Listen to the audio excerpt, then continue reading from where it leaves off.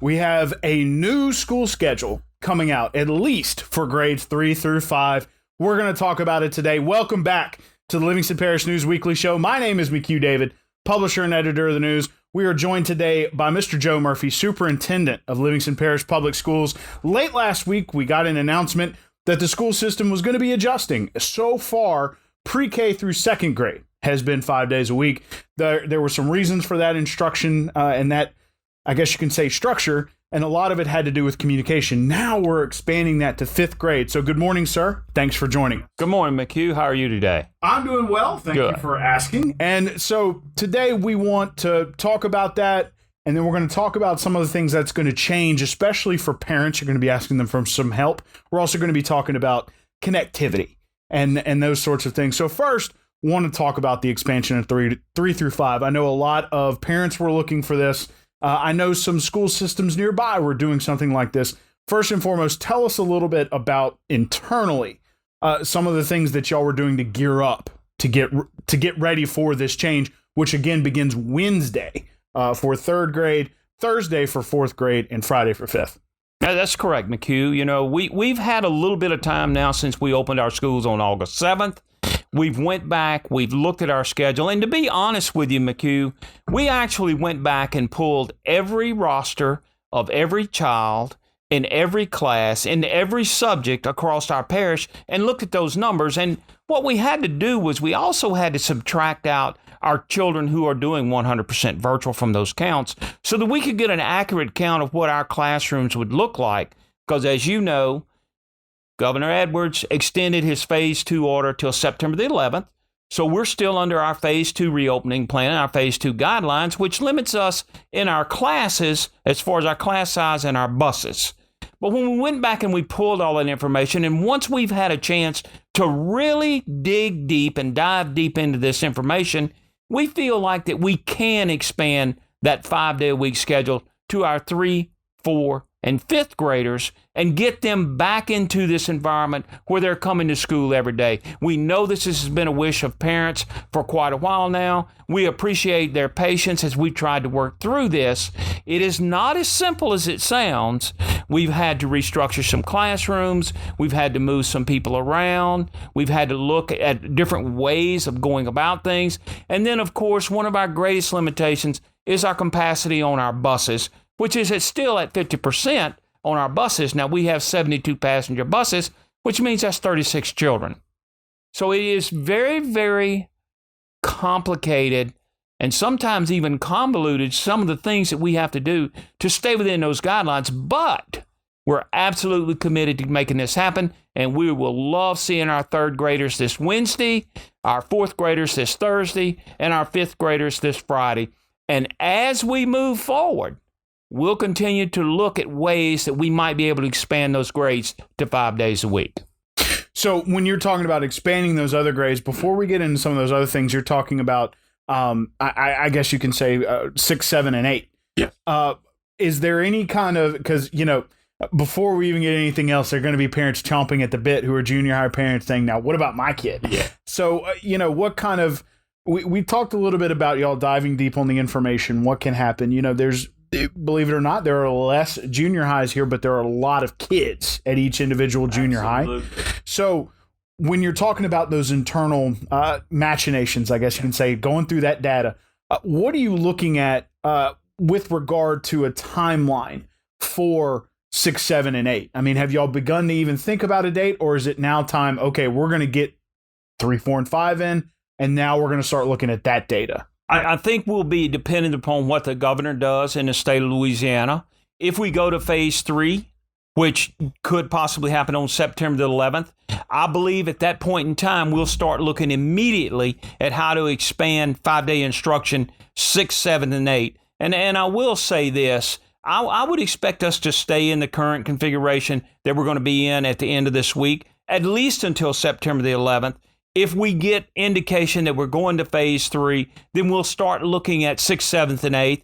And I'll be honest with you, we've already pulled that data, just like we did for 3 to 5, where we looked at every class, every subject, every section of students across our district, and looked at those numbers minus our 100% virtual kids, to see if we could be within those guidelines. And just honestly, right at the minute under phase 2, that is just not something that we are comfortable with. We don't feel like we can be in the guidelines. If we go to phase 3, some things change. But what people need to understand is a lot of the restrictions even in phase 3 don't go away. Right. So we still have to look at ways of coming around so that we can possibly get those kids back in there. And I will say, if we go to phase 3 on September 11th, we will immediately begin transitioning kids back in after that. But I would imagine it would be a phased transition, much like we did with 3 to 5, where we bring 6th grade in, or 7th grade in next, and 8th grade next, and then look at moving that even higher if possible. So, asking parents to understand what's going on here, one of the big things is, we've already discussed that, of course, there are more elementary schools than there are junior highs, and there are more junior highs than high schools. So you're getting more and more kids as you're moving up the ladder, and these restrictions are not leaving. And one of the ones you talked about was buses. One of the things going back to 5-day instruction is now you're going to have more kids who need transport to school. What are some of the things that parents can do to help with this transition? Well, McHugh, when we did the public release on Friday on this, I specifically mentioned grades 3 to 5. And I ask, and please understand, this is a request. Sure. It's parents, grades 3 to 5 right now. If you can provide transportation for your child to get back and forth to school, that would help us greatly. If you cannot, we understand, and we'll work around it, and we'll do the things we have to do to get your children to school. But I am asking our community, who's always supported us in our schools and who's always been a big proponent of our schools, from which we are very, very thankful. During this transition, while we're in phase 2, if you could help us by transporting your child, that would make a tremendous difference on our campus. Now, when we get to phase 3, that bus restriction goes from 50% to 75%. And that gives us a little more leeway as we start to transition more of our children back on campus. And let's not make any bones about this. We want your children on our campus 5 days a week. Absolutely. We've never said any different. And we've also said, since we've begun this, that as we can, we'll revisit our reopening plans and adjust our reopening plans. And this week, you see the evidence of us looking through this, diving deep into the data, asking our schools and administrators if this is possible. And then we're looking for ways to make it happen. And we're just starting with 3 to 5 this week. So one of the interesting things about this is that Group C remains intact for 3 to 5. And, you and I discussed it. Parents going into this, especially those who were like, well, I'm comfortable with 3 days, 1 week, 2 days, the next, on and off, but maybe I'm not so comfortable with 5 days a week.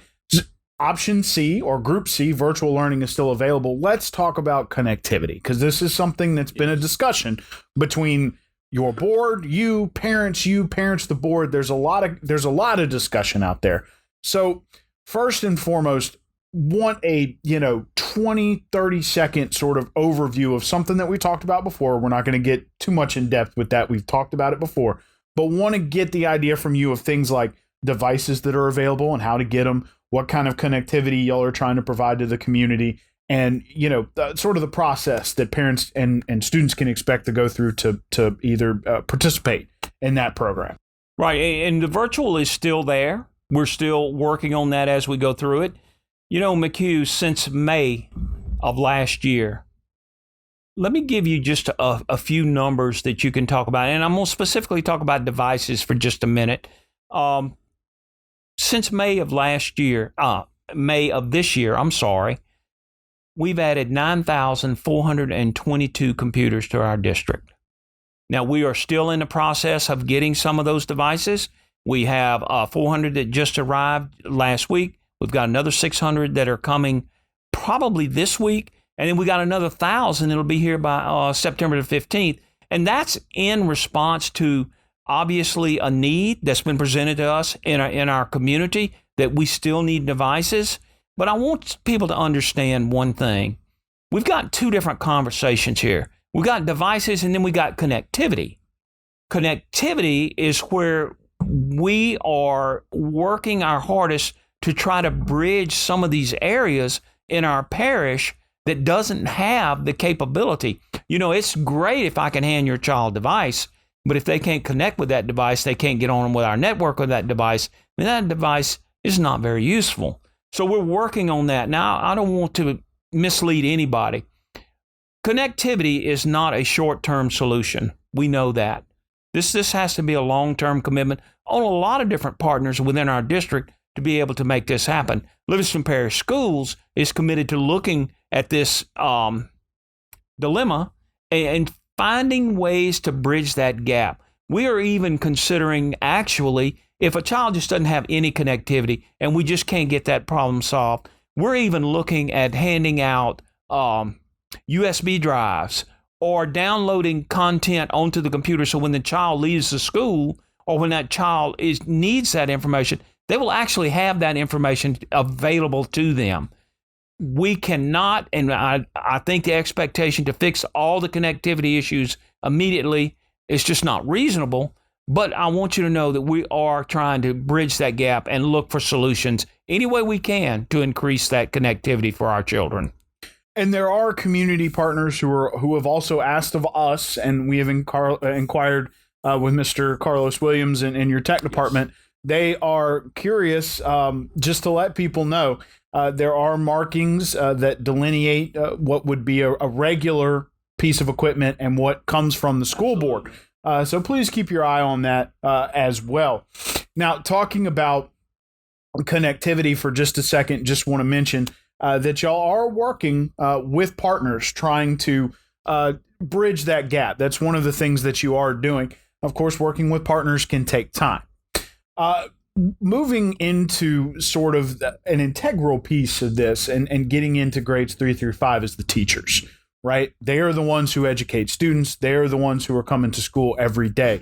You said you sent out sort of an email. Y'all dived into this data, but what's one of the messages that you want to send your teachers who are, on the, dare you say it, on the front lines every day with these kids, especially with COVID-19 still being, although the data looks better and has looked better over the past couple of weeks, and it's looking great for phase 3, it's still out there. Yes. These teachers are still going to school. I want to hear what your message is for them. The first thing I'd like to say, McHugh, is our teachers are absolutely the most amazing people I've ever seen in my life. Because we're not only we're asking them to teach children in person, we're asking them to teach children virtually. It is a tremendous burden on our teachers. A tremendous burden on our teachers. We certainly understand that. We have given our teachers as many resources as we can possibly think that we can give them. As a matter of fact, I think sometimes we might be drowned them a little bit with all the things that we give them to try to help them in their resources and teaching these children. It is very, very difficult. Our teachers are working during the day. Our teachers are working in the afternoon. Our teachers are working in the evening. And it's all for one reason, McHugh, and that's simply because they love their children. And they want to do what's best with their children. I cannot thank our teachers enough. I cannot tell you how much I admire our teachers. We know this is hard. We know this is difficult. But as we do with the start of any school year, we tend to find those obstacles and we work through those obstacles. Maybe this year it's more difficult. Well, not maybe. It is more difficult this year by far than it's ever been for a teacher to go about their daily duties in their classrooms. But I want you to know this. We have amazing teachers who are doing amazing things with our kids across our district. There has been some positives that come out of this, and there's obviously been some places we know we need to improve upon. I had just said that we are looking at ways to get better. Our goal, McHugh, is to be better today than we were yesterday. We don't expect perfection from our teachers. We expect progress. I think our community expects progress with our learning and what we're doing here. I'm asking for everybody's patience as we work through this, and I'm asking that we remember that these teachers are the lifeblood of what we do in our parish every day, and they truly are amazing. And I wished I had the time to share some of the positive things that teachers have done for children this year. Well, maybe that'll be our next podcast. We can talk about that next time when you do return. Hopefully, we'll be talking about 6 through 8 at that point. I hope so. Well, again, Mr. Murphy, it is a Monday morning, so we got to ship you off to the central office, but we do appreciate you taking the time to come sit down with us today. Thank you for that. Thank you, McHugh. I appreciate the opportunity to speak this morning. And please remember, grades 3 through 5 will start 5-day instruction beginning this Wednesday, Thursday, and Friday, but the first full week will be the week after next because Labor Day is next week. That's right. So thank you again, sir, for joining us. My name is McHugh David, publisher and editor of the news. Appreciate you guys joining us again for the Livingston Parish News Morning Show. Want to remind folks that we're on Facebook, Twitter, LinkedIn, Instagram, and YouTube. We are once a week in print on Thursdays at $7 a month to get that in your mailbox. We're also online, www.livingstonparishnews.com. Want to remind parents, please remember that more kids are going to be coming to school every day. Buses are still restricted until phase 3 to 50%. Any help you can give the schools in providing transportation, even if you can find somebody in your subdivision or neighborhood who will carpool, will be helpful for the schools, for the school system. Thank you again, sir, for joining us. We appreciate you guys taking the time to listen, and we will see you next time.